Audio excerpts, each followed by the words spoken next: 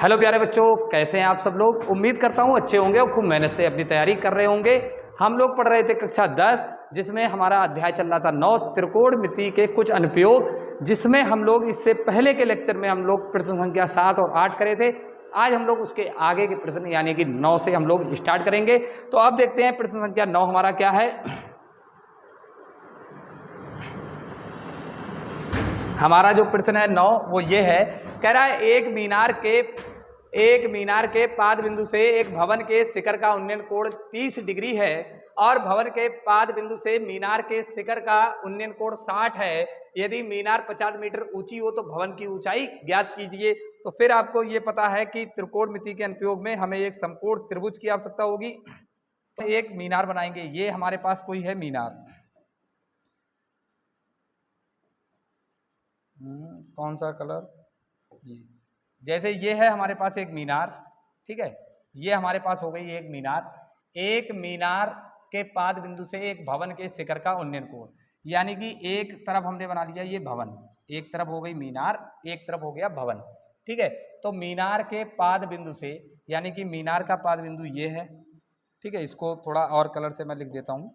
मीनार के पाद बिंदु यानी कि ये तली का जो बिंदु होता है वो पाद बिंदु, मीनार के पाद बिंदु से भवन के शिखर का उन्नयन कोण, भवन का शिखर ये है, का उन्नयन कोण, यानी कि ये जो कोण है ये कितना है, ये जो कोण है यहाँ पे ये कोण बन रहा है हमारा 30 डिग्री। ये उन्नयन कोण कितना बन रहा है, 30 डिग्री। आगे लिखा है और भवन के पाद बिंदु, यानी कि भवन का जो पाद बिंदु है वो ये है। भवन के पाद बिंदु से मीनार के शिखर का उन्नयन कोण, ये मीनार का क्या है, शिखर है। ये कितना डिग्री है, ये है 60 डिग्री, ये 60 डिग्री है। आगे क्या लिखा है, यदि मीनार 50 मीटर ऊंची हो, यानी कि ये जो ऊंचाई है वो मीनार की 50 मीटर है, तो हमसे क्या पूछा है, भवन की ऊंचाई ज्ञात कीजिए। ये वाली हमसे ऊंचाई पूछी है, जो भवन की ऊंचाई है वो ये हमसे पूछा है। तो ये हमने ऊंचाई कितनी मान ली, h, ठीक है। भवन की ऊंचाई हमें करनी है ज्ञात। तो अब हम लोग लिखते हैं, इसका नामकरण करेंगे। ये हो गया a, ये हो गया b, ये हो गया c और ये हो गया d। हमने मान लिया, हमने मान लिया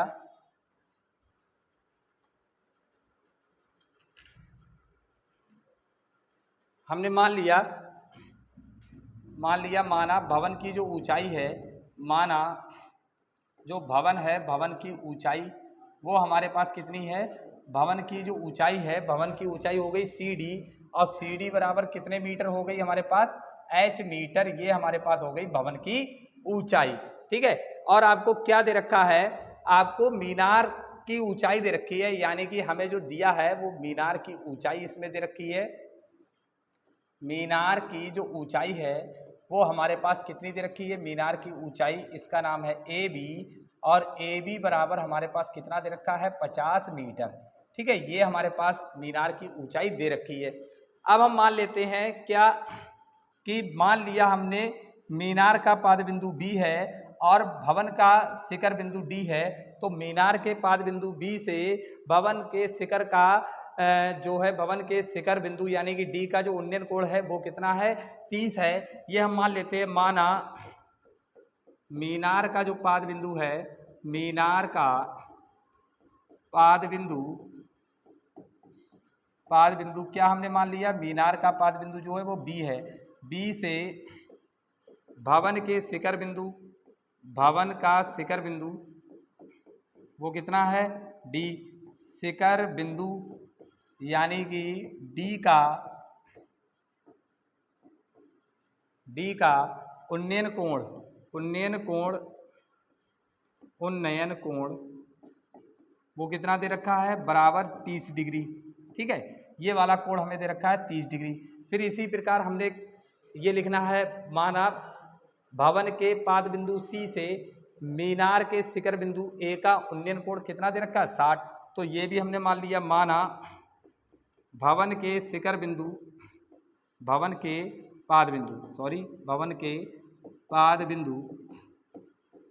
C से भवन के पाद बिंदु C से मीनार के शिखर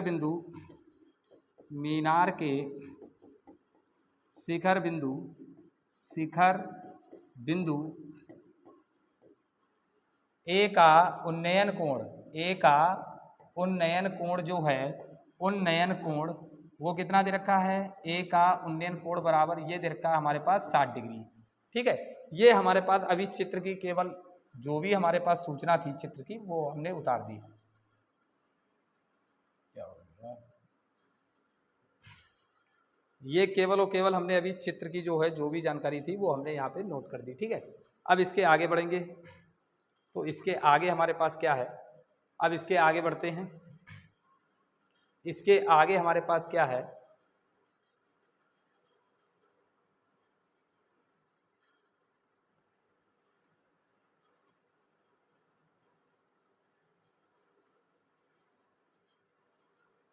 अब इधर नोट कर देते हैं। अब हमारे पास क्या दे रखा है, और सब चीज़ हो गई है, इसको हम मान लेते हैं ये बी और सी जो है वो हम लोग मान लेते हैं कितना मीटर है, मान लिया हमने बी सी, हमने कितना मान लिया x, लेकिन बी सी ज्ञात नहीं करना है, हमें ज्ञात केवल करना है सी डी का मान। तो हमने एक चीज़ और मान ली, मान लिया बी सी बराबर कितने मीटर है, माना बी सी बराबर जो हमारे पास है वो है हमारे पास x मीटर। ठीक है, ये हमने बी सी मान लिया। अब जरा ध्यान से समझिएगा इस चीज़ को, अब थोड़ा इसको ध्यान से समझिएगा, क्या कि एक बार हम लोग लेके चलेंगे त्रिभुज, एक बार त्रिभुज ए बी और सी में, यानी त्रिभुज ए बी सी में हम लोग संबंध लगाएंगे। न्यून कोण के सामने हमारे पास क्या दिया है, लंब और शेष आधार। ठीक है, तो ये आधार और लंब में जो संबंध होता है वो होता है tan थीटा बराबर लंब बटे आधार, और यहाँ पे थीटा का मान कितना दे रखा है, थीटा का मान हमें दे रखा है 60 बराबर लंब हमें कितना दे रखा है, लंब का जो मान है वो है 50, आधार का जो मान है, आधार हमारे पास जो है वो कितना है x। तो tan 60 का मान हमारे पास कितना होता है, वो होता है √3 बराबर ये हो गया 50 बटे x।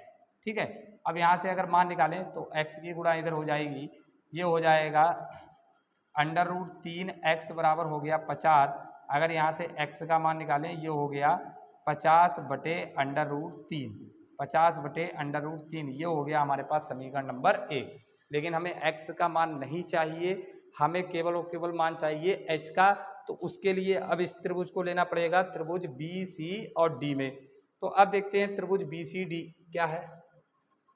बात करें त्रिभुज बी सी डी में, तो बी सी डी हमारे पास क्या है, तो फिर हम लोग समझ लगाएंगे tan थीटा बराबर क्या होता है, tan थीटा बराबर होता है लंब बटे आधार। तो इस वाले त्रिभुज में जो लंब का काम कर रहा है वो लंब का काम कर रहा है h, और आधार का काम कौन कर रहा है x। तो ये हो जाएगा, और tan थीटा कितना दे रखा है इस त्रिभुज में, थीटा दे रखा है 30 डिग्री। लंब का मतलब h, आधार का मतलब x। tan 30 का मान होता है 1 बटे √3 बराबर हो गया h बटे x। अब यहाँ से x की गुणा इधर हो जाएगी, x बराबर हो जाएगा h √3, यानी कि इधर गुणा हो जाएगी, ये हो जाएगा x बराबर √3h। अब x का मान रखेंगे समीकरण 1 से, x का मान कितना है समीकरण 1 से 50 बटे √3 ये है। अगर यहाँ पे प्रयोग करें समीकरण 1 से x का मान रखें, समीकरण 1 से अगर बात करें x की जगह पे कितना है 50 बटे √3 बराबर √3h। हमें चाहिए h का मान, तो ये √3 फिर बटे में आ जाएगा, ये हो जाएगा 50 बटे, अब √3 की गुणा हो जाएगी, ये हो जाएगा 3 बराबर h, या इसको हम ऐसे लिख सकते हैं h बराबर 50 बटे 3 मीटर, या हो सकता है आपका आंसर कुछ और हो, भाग करके दिया हो। तो 3 से हम 50 को भाग करेंगे तो कितना आएगा, 3 एकम 3, कितना बचा 2, उतारा 0, 3 छक 18, कितना बचा 2। तो ये सही में उत्तर हो सकता है दिया गया हो। तो h बराबर हमारे पास कितना हो जाएगा, सबसे पहले भागफल, फिर आता है शेषफल, फिर जिससे भाग किया हो वो नीचे, यानी कि 16 सही 2/3 मीटर हमारे पास ये क्या हो जाएगा, ये हमारे पास 16 सही 2/3 मीटर जो है वो इस भवन की ऊंचाई हो जाएगी, यानी कि सी और डी की ऊंचाई। ये हमारा इस प्रश्न का हल है। तो इसको नोट कर लीजिए आप लोग, एक बार स्क्रीनशॉट इसका ले लीजिए।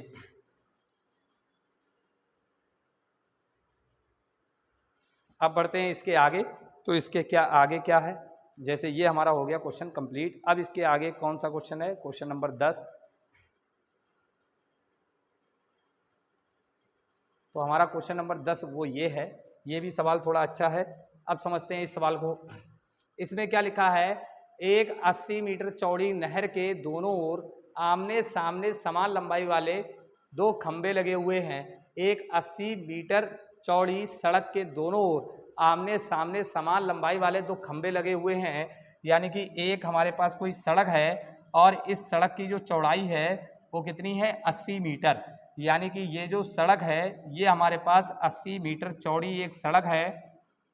यहाँ से यहाँ तक ये 80 मीटर चौड़ी एक सड़क है। इसके दोनों तरफ समान लंबाई के दो खंभे लगे हुए हैं।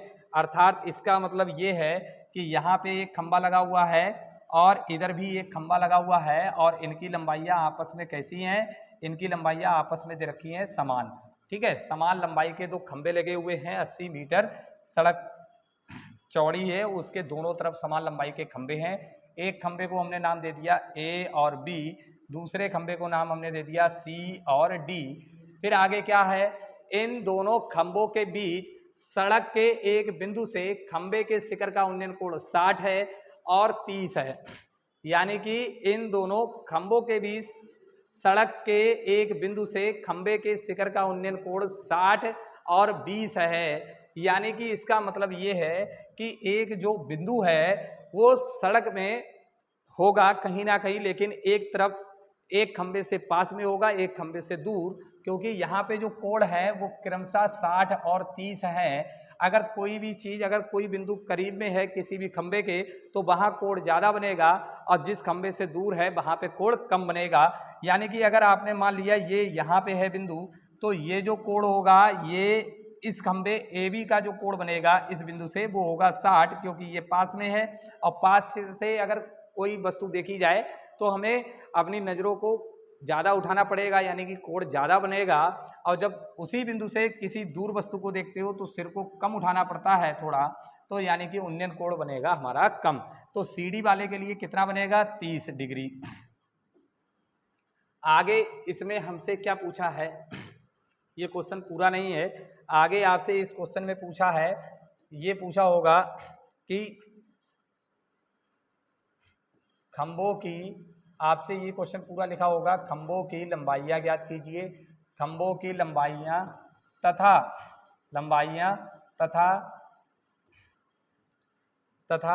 सड़क पर बिंदु की दोनों खंभों से दूरी ज्ञात कीजिए। बिंदु की दोनों खंभों से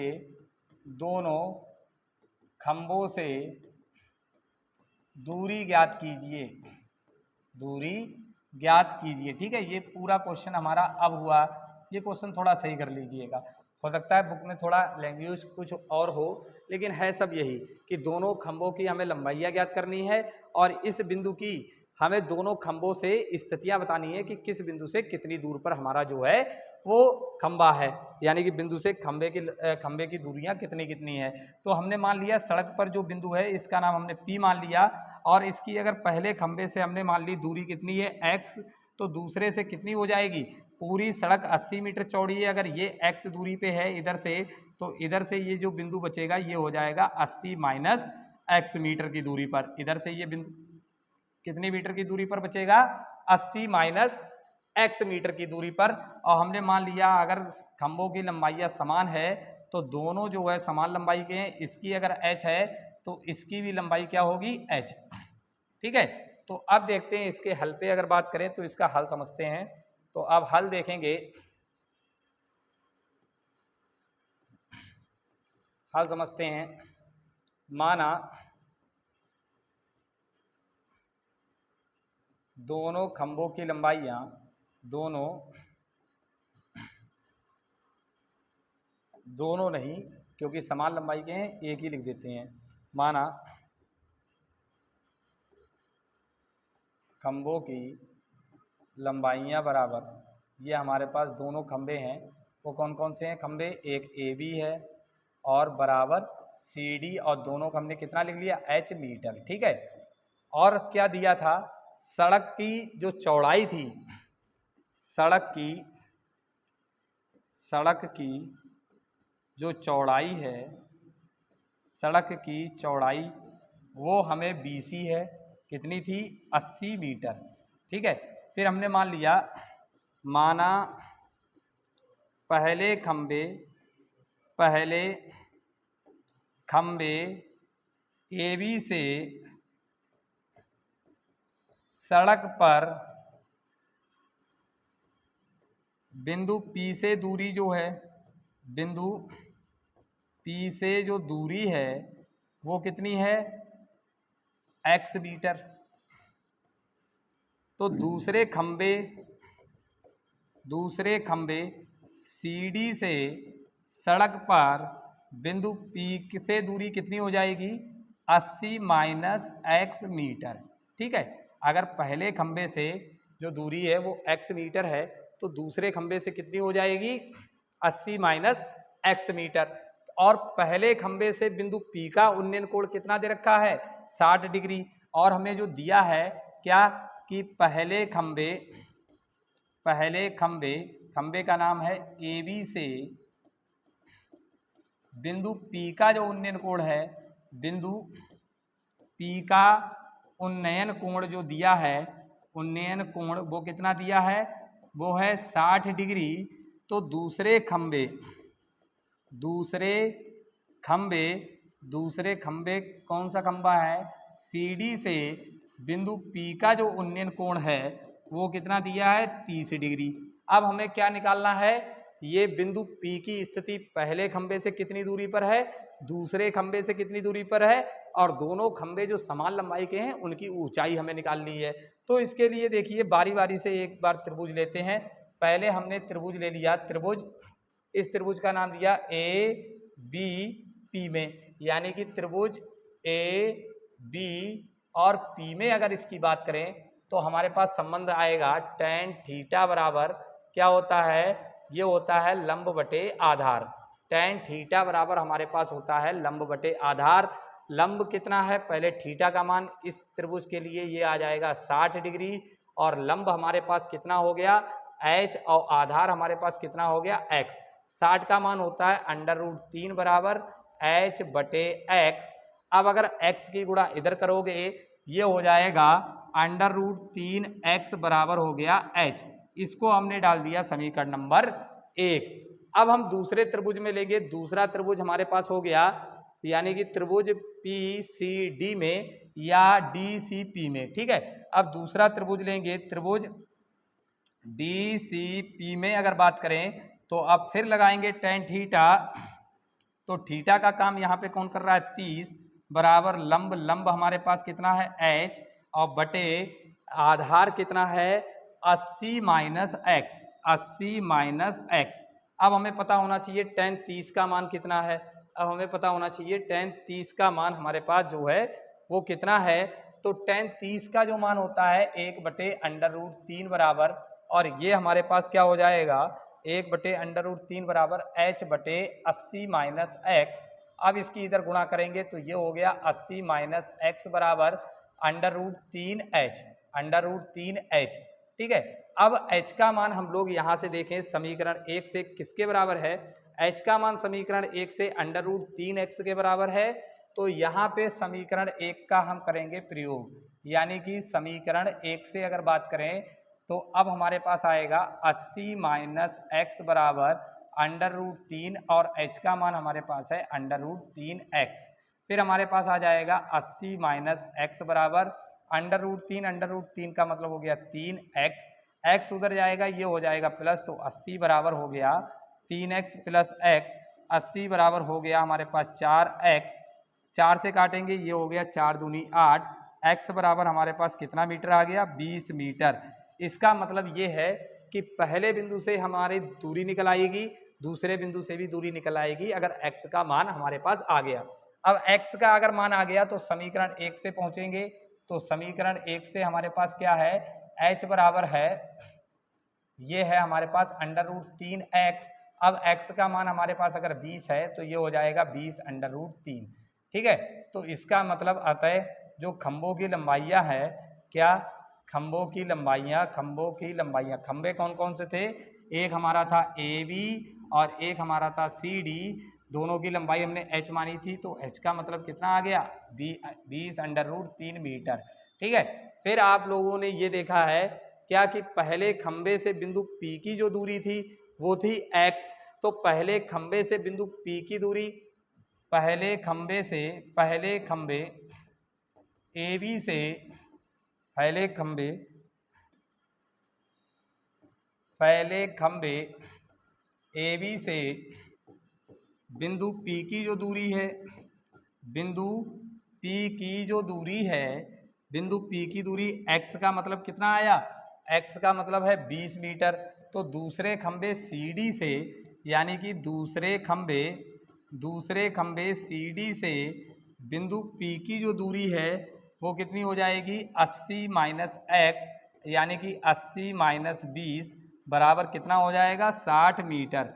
ये हमारे इस प्रश्न का हल हो जाएगा। अगर किसी का कोई डाउट है तो आप लोग बताइए, स्क्रीनशॉट इसका ले सकते हैं। ठीक है, एक बार स्क्रीनशॉट इसका ले लीजिए, फिर इसके आगे बढ़ते हैं। ये आपका हो गया क्वेश्चन नंबर 10 कंप्लीट। अब चलेंगे इसके आगे, जो हमारा अगला क्वेश्चन है 10 के बाद क्वेश्चन नंबर 11, इस पे चलते हैं। ये हमारा क्वेश्चन 11, ये काफ़ी अच्छा क्वेश्चन है, ये इम्पोर्टेंट टाइप का क्वेश्चन आपका हो जाता है। ये अच्छा क्वेश्चन है। इसमें लिखा है एक नहर के एक तट पर एक टीवी टावर ऊर्ध्वाधर खड़ा है, मतलब ऊर्ध्वाधरता खड़ा है, यानी कि सीधा खड़ा हुआ है। टावर के ठीक सामने दूसरे तट के एक अन्य बिंदु से टावर के शिखर का उन्नयन कोण 60 है। इसी तट पर इस बिंदु से 20 मीटर दूर इस बिंदु को मीनार के पाद से मिलाने वाली रेखा पर स्थित एक अन्य बिंदु से टावर के शिखर का उन्नयन कोण 30 डिग्री है। तो टावर की ऊंचाई और नहर की चौड़ाई ज्ञात कीजिए। काफी अच्छा क्वेश्चन है, यानी कि अगर इस क्वेश्चन की बात करें तो इसको समझ लीजिए, एक नहर के एक तट पर एक टावर खड़ा है, यानी कि अगर ये हमारे पास कोई नहर है, ठीक है, ये हमारे पास हो गई एक नहर। इस नहर को हमने नाम दे दिया A और B। ठीक है, इस नहर को हमने नाम क्या दे दिया AB। ये हमारे पास एक नहर है और इस नहर को हमने नाम दे दिया A और B। ठीक है, फिर आगे क्या लिखा है, नहर के एक तट पर एक टावर जो है वो खड़ा है। तो नहर का एक तट मान लीजिए, ये बिंदु A पर एक टावर हमारे पास खड़ा है, और ये टावर हो गया, ये नहर के एक बिंदु पर एक टावर जो हमारे पास खड़ा है। ठीक है, ये टावर मैंने बना दिया, ये हो गया हमारा टावर, ये हमारा टावर हो गया, इसका नाम दे दिया हमने C। ये टावर का नाम हो गया AC। टावर के ठीक सामने दूसरे तट पर एक अन्य बिंदु से, यानी कि टावर के ठीक सामने दूसरे तट पर एक बिंदु B से शिखर का जो उन्नयन कोण है, यानी कि ये जो कोण है वो कितना है, वो है 60 डिग्री। ठीक है, फिर कह रहा है इसी तट पर, यानी कि जो दूसरा तट है इसी तट पर इस बिंदु से, यानी कि B से 20 मीटर दूर, यानी कि 20 मीटर दूर, यानी कि इससे आगे।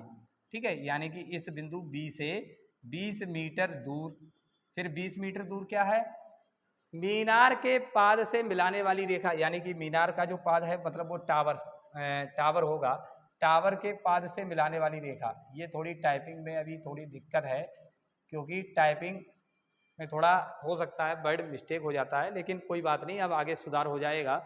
यानी कि इसी बिंदु से मीनार के पाद को मिलाने वाली रेखा पर एक अन्य बिंदु स्थित, एक अन्य बिंदु, इस बिंदु को नाम हमने दे दिया C।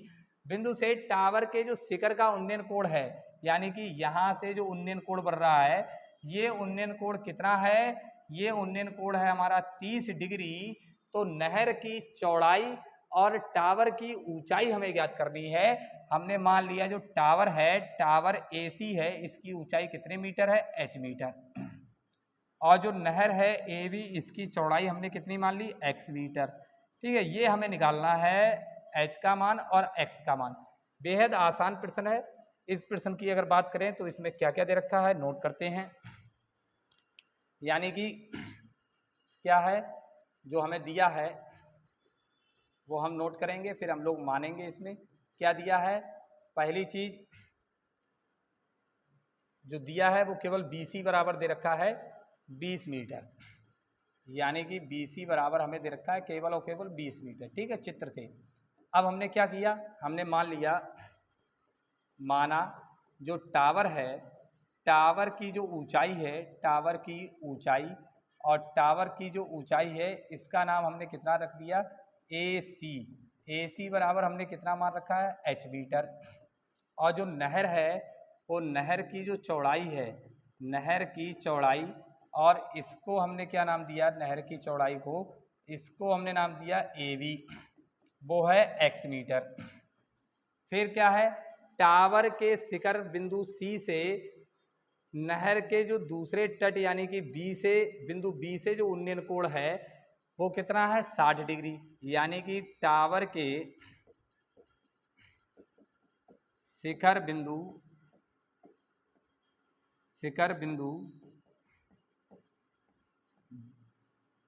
C से बिंदु B का उन्नयन कोण, बिंदु B का जो उन्नयन कोण है, उन्नयन कोण वो कितना दे रखा है, वो दे रखा है 60 डिग्री। फिर इसी प्रकार टावर के जो शिखर बिंदु, टावर के शिखर बिंदु C से बिंदु, अच्छा इसको हमें नाम देना है D, अगर C वहां पे यूज हो गया तो इसको हम लोग नाम देते हैं D। ठीक है, बिंदु D का उन्नयन कोण, D का उन्नयन कोण जो है वो कितना है, वो है 30 डिग्री।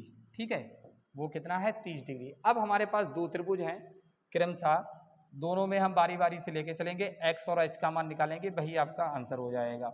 पहले त्रिभुज ABC में, यानी कि त्रिभुज AB और C में अगर बात करें तो फिर लगाएंगे tan थीटा बराबर, ये क्या होता है, लंब बटे आधार।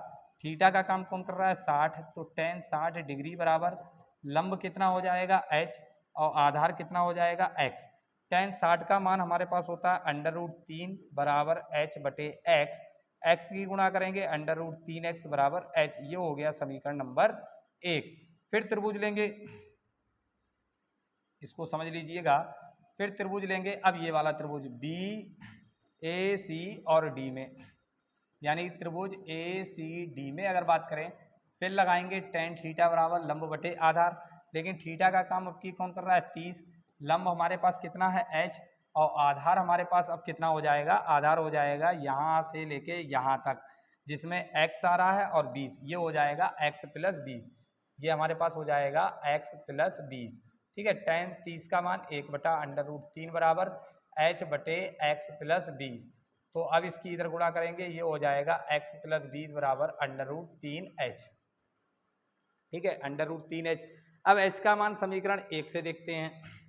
तो अब अगर बात करें समीकरण 1 से, तो समीकरण 1 से अगर h का मान देखें तो x + 20 बराबर √3, और h का मान कितना है, √3x।